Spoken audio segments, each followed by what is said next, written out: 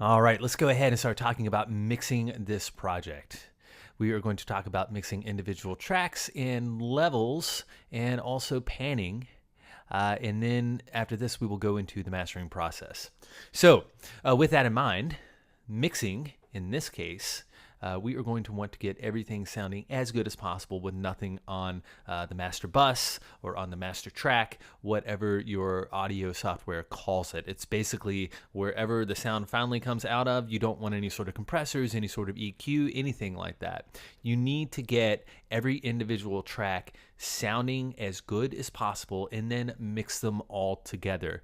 One concept that's difficult to grasp a lot of times is how individual instruments can affect your whole mix, and how all of these instruments, even though they are tracked separately, can end up playing off of each other and affect the overall sound of a mix. Also, if you don't get it sounding as good as possible without anything on the master bus and the master track, when this track is mastered, that isn't going to remedy everything. A lot of people mistake mastering as that final touch and that final magic that's put on a track that can make anything sound good. That isn't always the case. You need to record and track everything properly to allow for proper mixing. And then once you have proper mixing, then your master should turn out great. So that's why going down to individual tracks and first making those sound great is so important. And then you can move on to setting levels and setting panning and so forth.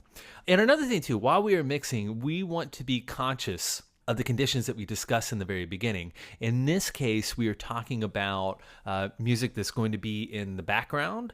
It's supposed to be part of a scene. It's being played over a speaker. It's not theme music. It's not part of a soundtrack. It is literally part of the scene. It's being played through a speaker. So that within itself is going to need special consideration as far as this being background and ambient music. All right. So what we will want is some sort of reference to those types of conditions, and I will show you that. We are going to be referencing this with a filter over the whole mix. It's not going to be exported with the filter in place on the master. Remember, that is going to be taken care of in editing. However, when we are mixing levels and mixing individual tracks, we want to make sure that the instruments that are important have some sort of presence with those sonic conditions applied to it. In this case, if it's a speaker in a doctor's office playing out of the ceiling, then chances are it's not a good speaker, so there's going to be no low end. It's going to be very top heavy, and it's going to be at a very low volume. So our mixes are going to want to be as good as possible within those set of conditions,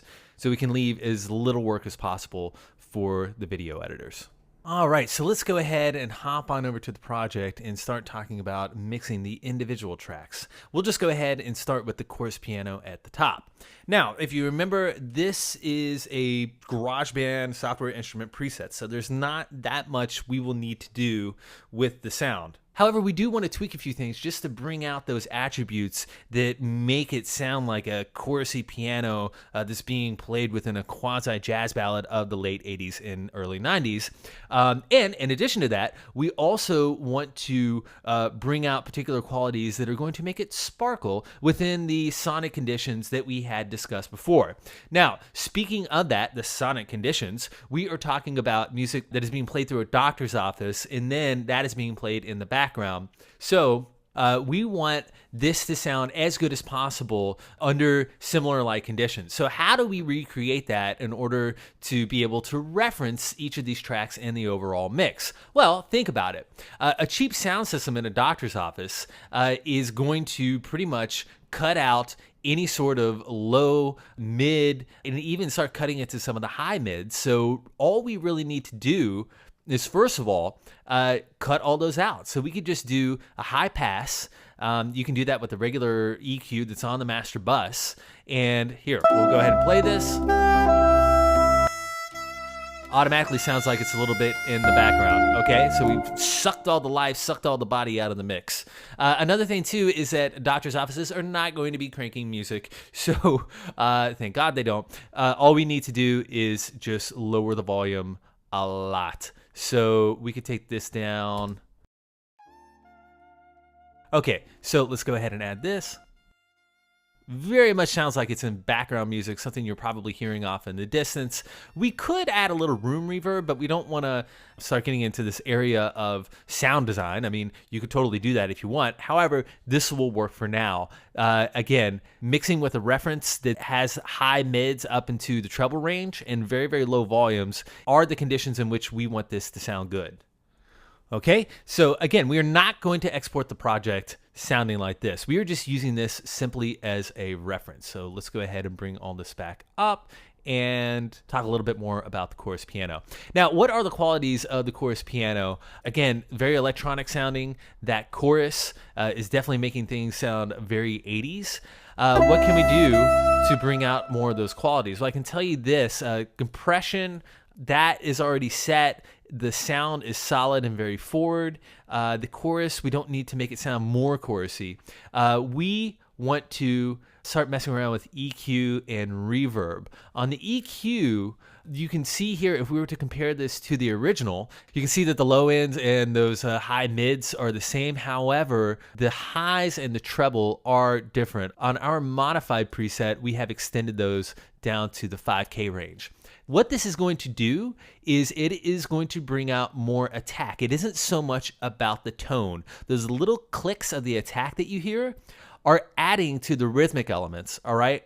And those rhythmic elements, because we were playing at a ballad and it's syncopated, even though you wouldn't maybe think that that would have a huge influence, it really, really does. Because whenever you hear slow syncopated rhythms, it's alluding to this ballad. And the only way that it's going to be heard at a low volume is if we brighten it up a lot, okay? So I'm going to go ahead and turn off the EQ here, let you listen to this soloed, okay?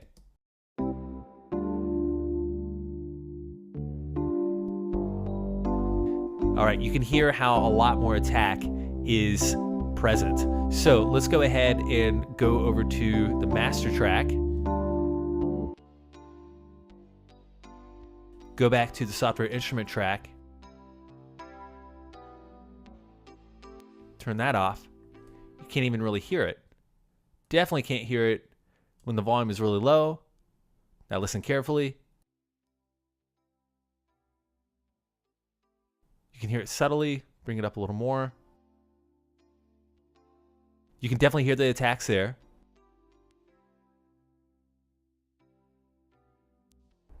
All right, so that's what I wanted to show you, was that you are able to hear the attack of the piano a lot better at lower volumes when we brighten it up. All right, so not only can we hear the attacks, but it also brings out that high end more that was very, very prevalent in the late 80s and early 90s. Now, let's go ahead and talk about reverb. If we were to compare this to the original, you see that reverb is set at 18%. Here we have it cranked up a lot. Way too much reverb used back in the late 80s and early 90s. There's nothing really special going on here. It does brighten up the sound a little bit more to give a little bit more hint of attack, so that definitely helps. However, that was mainly done just to go back to that sound of the late 80s and early 90s. Now let's go ahead and move on to Hollywood Strings. Luckily, the preset took care of everything. We added a chorus to it just to make it sound more 80s. If you remember my example before. All right, very dramatic 80s movie. How does this sound when we suck all the life out of it? We'll be able to hear all that. There's not much attack happening in strings. They're not really that far out forward. Probably won't be able to hear them too much in the final product, but they're good to have there. Okay, so not too much needed to be done with the Hollywood Strings. Now, let's go over and talk about mixing percussion. I can tell you this, as far as the kits went, this was here more as a reference for whoever was laying more tracks over it so they could hear some sort of bass drum to keep rhythm. However, that never really made it into the final mix. So all we are dealing with are the güiro down here and the congas up at the top. As far as mixing these individual tracks, there's no compression. If we were to listen to the congas by themselves, they are being played at a very, very low volume. Add a dash of reverb, brightens them up ever so slightly. They don't need to be brightened up too much with the EQ. because we don't want to have like too much clicky rhythm going on. I would say what is a little bit more important is this Wiro down here, because it gives like a very loungy, cheesy element to it. We have no compression on it. It's at a very steady volume. You got to remember, a lot of rhythm instruments that are auxiliary instruments, there's no formula as to whether you need compression on them or not, but it's not uncommon to put no compression on them because the volume is so steady to begin with. All right, so there was no compression on there. However, we did cut out a lot of the bottom and brighten it up. Let me give you a comparison here. You can hear how there is almost some tone, like this wood tone from the Wiro being played. We don't want that. All we want are these bright attacks in the zipping sound that we want to cut through in the mix. So if we were to listen to this with the brightness boosted on it and to bring this down, you can still hear it. And that is the whole point. Being able to hear these elements that, when combined with other instruments, really drive home the fact that this is a cheesy ballad from the late 80s and early 90s. And no matter what, we will be able to hear this at a low volume. All right? All right, now before we hop into the sax, let's go ahead and talk about the tambourine a little bit. This is one of my favorite parts, surprisingly, just behind the soprano sax, because it just defines the sound so much. All right, let's go ahead and turn off the filter that we have over the whole mix, bring this back up to a normal level, and let's just go ahead and solo the tambourine. Okay, we can hear that we have a very bright tambourine saturated with a bunch of reverb. That's exactly what we want. Very, very typical of this quasi-jazz ballad genre. Now, if we were to turn off the EQ, it curiously goes down in volume. That is because we have boosted the living daylights out of the highs. The reason is because not only is that the sound of the time, but it is also very important to, again, have these bright sounds that are able to cut through at low volumes. Let's go ahead and hear what this sounds like over the master track when we listen to this at a low volume and emulate a speaker that is sucking all the body out of a sound. Okay, let's go ahead and drop this down. Okay, now let's go ahead and add the filter. We can hear it perfectly. All right.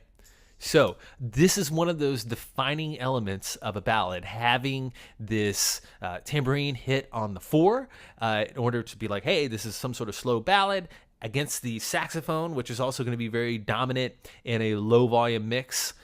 This is going to sound awesome. All right, now let's go ahead and move on to the saxophone. We have all of our basic tracks mixed as far as individual sounds. We're of course going to go into levels later on, but let's just go ahead and go over the details of the sax. There was a lot that was happening here. All right, so the first thing I'm going to do is take away all the processing on the sax so you can hear the dry sound. All right.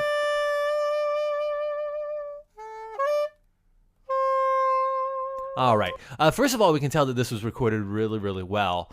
First of all, the performance is dead on, and the sound that was picked up was great. There was good mic position, adequate recording level. The player, his tone is impeccable, so the natural sound is perfect. All right. So what could we possibly want to do to this? Well, listen between the notes.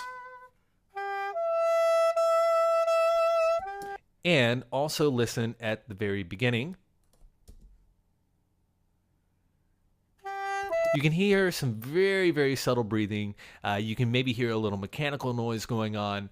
Now, because this is a lead voice, chances are we are going to compress it, all right? And because we're going to compress it, all of this low volume rattling around, breathing and stuff like that is also going to be raised up. So we want to condition this sound as much as possible before it hits that compressor, even before it hits an EQ, so we don't raise up any sort of undesirable sounds. The way we could do that is either with a gate. If you remember us working with bass drums before, we apply a gate in order to cut out any sort of sound that is being picked up by a bass drum mic before it hits a compressor or an EQ, and that is one way to do it. Another way to do it is with an expander. An expander is basically like a compressor in reverse. It will lower the level of quieter sounds even lower, all right? So what this does is that this will allow you to be a little bit more gentle on your cutting of low sounds. A gate, as you know, when you listen to a bass drum, is harsh in the sense that it's very abrupt. Whenever the bass drum hits, it turns on and it turns off. Imagine an expander more like a dimmer switch, okay? A dimmer switch on a light. It's softly fading out low volume sounds. Now, where exactly do we get an expander in GarageBand? Well, the Dynamics processor is one great way to do this. And to just drive home the point as to why an expander would be so important to have before going into a compressor, let's compress this sound, all right? And you'll be able to hear all sorts of stuff happening in the background that you weren't able to hear before.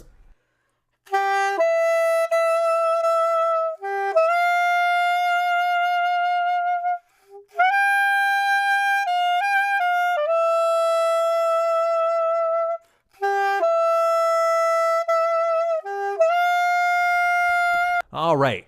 And again, you heard all sorts of breaths happening. That is by no means a mistake. People need to breathe. All right. So again, this is a dead-on performance. Now let's go ahead and add the Dynamics processor that has been turned into an expander.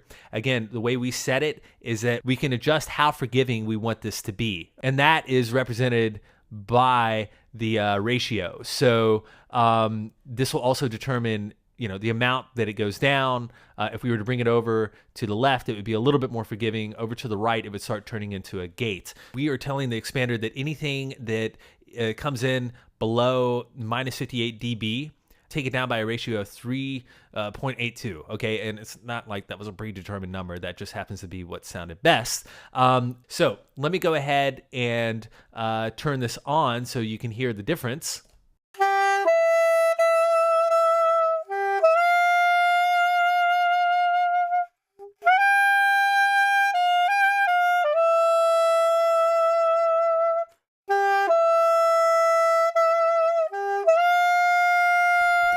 All right, you can hear that the recording, it's not the performance, but the recording sounds a lot cleaner, okay? That is why we want to do this, because given the genre, we want this to sound as sterile as possible, and an expander will do that, all right? Now, let's go ahead and move on to EQ. Now, if you look at the EQ, we are using that SOP preset.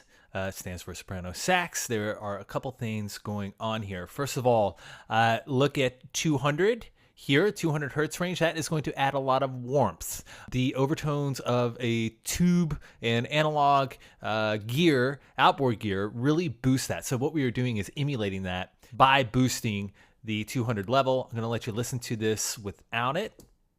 Add it in. When he hits those lower notes, that really warms it up a lot. All right, now let's talk about the high mids and the treble range. One would think that maybe this should be boosted a lot when you just look at it. But if you notice the way things sound, it still sounds very bright. Well, first of all, in the final mix, when we add reverb, that definitely brightens it up a lot. So let's let this play a little bit. And let's add in the reverb.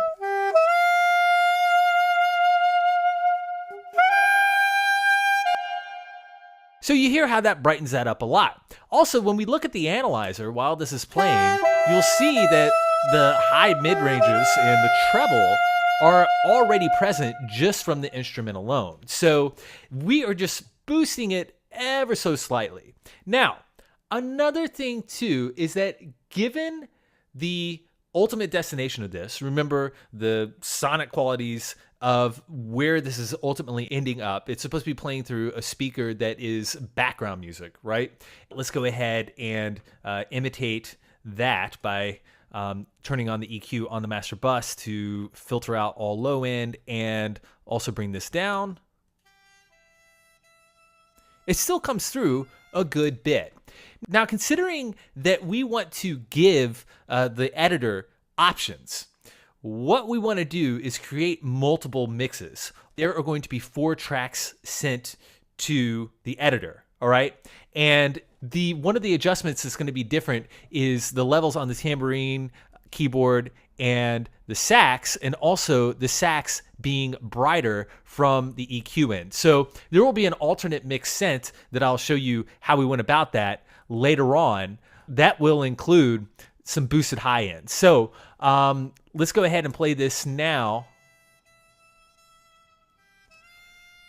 You can hear when we boost those treble and high mids, you can hear how it cuts through even more. So we want to give a few different alternate mixes that some will be a lot brighter, some will be warmer, and they can then choose what they want to use.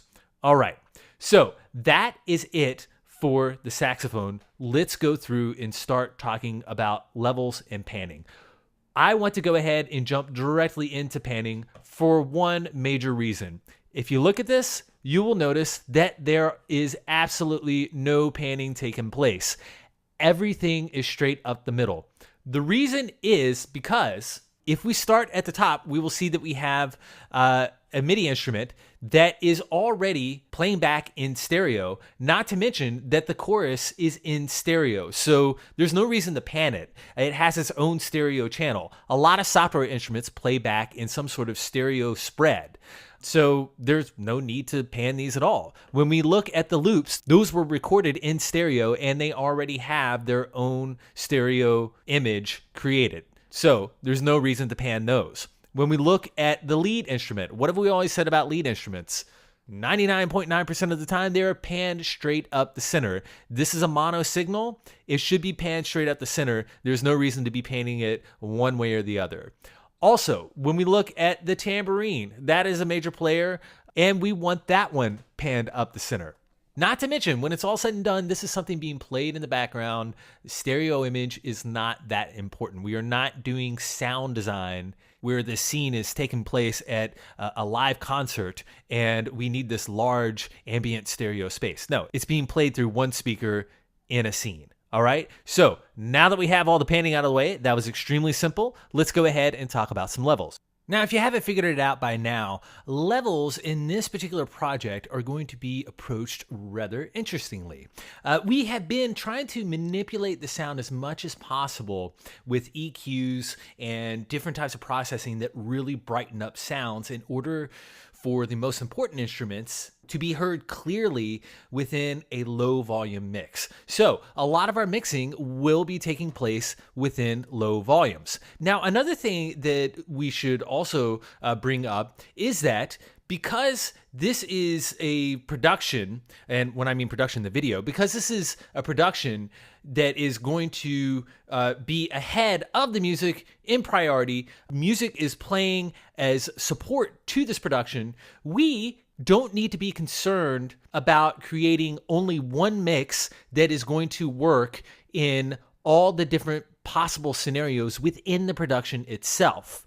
We can create multiple mixes to then hand over to the video editors to give them a lot of different options. So ultimately what we are going to come up with is 4 mix downs. I want you to envision a grid. We have a normal volume mix, a low volume mix, and then a bright mix and a warm mix. And then we will interchange those, ultimately creating 4 different combinations: a bright low mix, a warm low mix, a bright normal volume mix, and a warm normal volume mix. All right? So just think about it as us doing it that way. So the first thing we're going to do is make our normal volume mix. All right? So let's go ahead, bring this back up. We are going to not have this playing through the filters or at a very low volume. To be honest with you, a lot of the levels are perfect at this point. You hear that we have a lead voice with some backing happening. There's nothing that's way too dominant. If anything, we may be able to take back the saxophone a little bit. However, the saxophone is the lead voice and bringing the most cheese to the party. So what we'll do is just leave that there for now and then go check out these other instruments. Also, just stop here for a second. At a normal volume, you'll notice that the keyboards also sound fairly nice, mixed in well, if we were to approach this as a duet. And also, those bass notes are coming in fairly well also. Now here comes in the tambourine.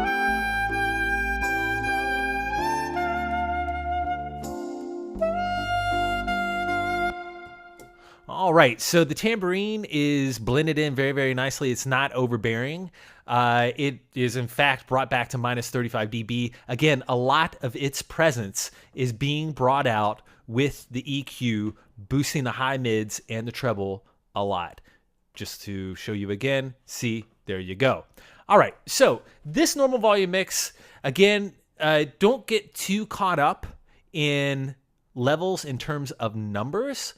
Even knowing that we have something at minus 35, we have something at minus 9.8, and we have the keyboards at 1.5 dB. It's not about approaching it as thinking that, oh, well, the keyboard is going to be louder. No, it's use your ears. Don't get caught up in numbers. The point of this is at a normal volume, the dominant instruments are going to be the keyboard, the lead voice, a hint of tambourine, and just a hint. Again, when I mean a hint, just a hint of the percussion. Remember, those are more sensations of attack as opposed to sounds of tone. All right? So this could be ready to go to mastering. So what we would do at that point is either import this project directly into Logic and then make an export at 24-bit, re-import it 24-bit, and do some mastering.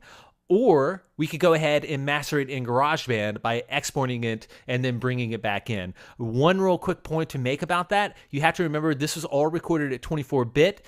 GarageBand does not allow you to export at 24-bit, so you need to make a decision, all right? Are you going to export and re-import in order to master in GarageBand, master this on one stereo track, and have a lot of options to work with as far as effects, inserts, and being able to create your own custom signal chain within these slots? Or do you want to retain the 24-bit all the way to the final export and just be stuck with one signal chain that you have very little control of? Me personally, I like to export it at 16-bit and bring it back. I know that a lot of people would argue about that and say, like, you're crazy. You are taking 24-bit and you're squashing it down to 16-bit. What are you thinking? The dither on GarageBand is going to, you're going to have so much loss and blah, blah, blah, blah, blah. But hey, stop it for a second and think about it. 16-bit is CD quality, all right? 10 years ago, if you had a 16-bit recorder, you were the man when it came to recording. Why is it that when everything became 24-bit that all of a sudden 16-bit sounds like shit? That is so not the case. Me personally, and this is just my opinion, and just in this case, I am completely happy with exporting this out of GarageBand, bringing it back in order to master it and have more control over the signal chain, as opposed to getting hung up on a minute and, to the average listener, an inaudible change in sound quality. All right?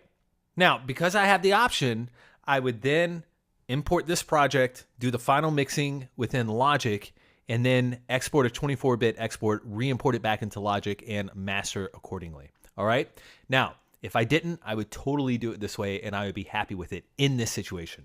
If there was some other project that it didn't make sense, I would not do it. Okay, so the whole point I'm making here is that don't get stuck in this one mode of narrow thinking where it's like, oh, this is going to export at 16-bit. My life is ruined. I can't do anything about it. Forget about that. Just realize, to the average listener, they are not going to notice. All right? Now, what are we going to do with our low volume mix? Well, let's go ahead and try and recreate the low volume environment that we discussed before on the master track and give this a listen. Now, as we're listening to this, what is it that stands out the most? The melody and the tambourine. I don't think that the tambourine is overpowering anything in particular. Maybe we could bring out that güiro a little more.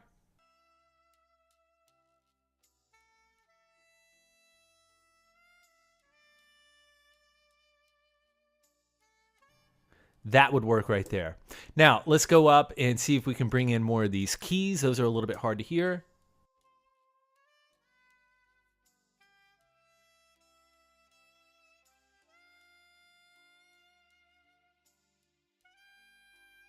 hard to hear. Let's boost up the gain on the compression.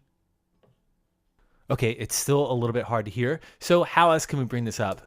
Let's go check the EQ, see what we can do here.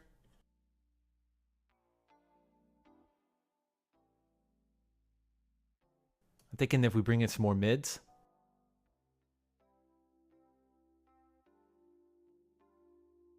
Bring this back so we're not clipping.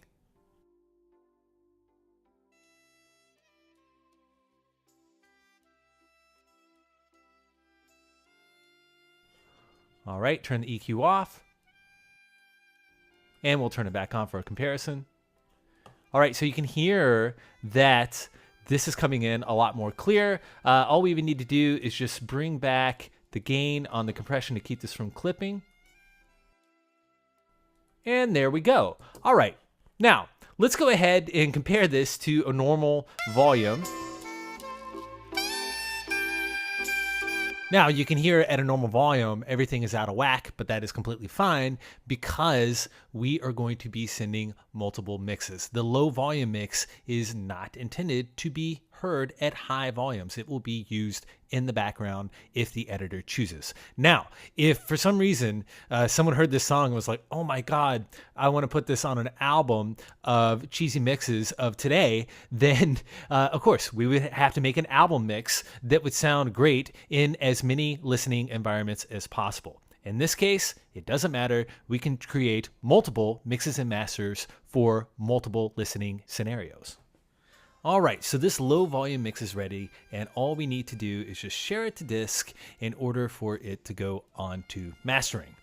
Now, in the next section, when we talk about mastering, we will create 2 different masters for each one of these mixes, ultimately giving us 4 different tracks. We are going to go into creating a bright master and a warmer master in order for the director, editor, and producer to have different options to put in the background.